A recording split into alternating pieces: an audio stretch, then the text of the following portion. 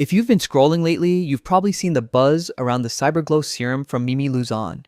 It promises next level skin protection and a youthful glow. But is it actually legit or just another overhyped product? Today, I'm breaking it all down so you know exactly what you're buying into. Let's start with what the serum claims. According to the brand, Cyber Glow Serum is designed to shield your skin from UV damage and environmental stress. Things like pollution, heat, and daily aging factors. It also claims to support skin elasticity and boost overall skin health. On paper, that sounds great, especially for anyone dealing with dullness or early signs of aging. One thing I did appreciate is Mimi Luzon's transparency. They clearly list their ingredients. Super helpful if you have sensitive or reactive skin. Plus, the brand provides a physical address, phone number, and email for customer support. That level of openness is rare these days, and it's a good sign they aren't trying to hide behind a vague online presence. Now, in terms of social proof, this is where things get interesting.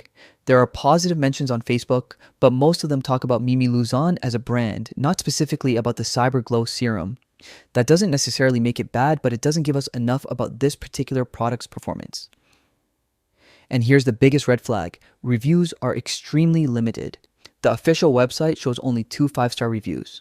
That's it. No mixed reviews, no 3 stars, nothing.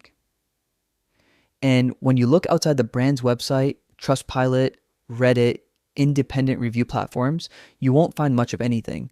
For a brand claiming more than 30 years in the skincare industry, the lack of widespread customer feedback is unusual, to say the least. So is Cyber Glow Serum a scam? I wouldn't call it a scam based on the available information, but it is a product with very limited verified feedback. It might work wonderfully, or it might just be another fancy serum with great marketing. There simply isn't enough real-world data to be 100% confident. If you're planning to try it, make sure you patch test first, especially if you have sensitive skin. And as always, consulting a dermatologist before introducing a new active product is the safest move.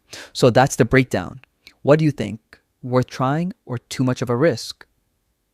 Drop your thoughts in the comments, and if you want more honest reviews like this, don't forget to like, subscribe, and hit that bell. Thanks for watching, and I'll see you in the next one.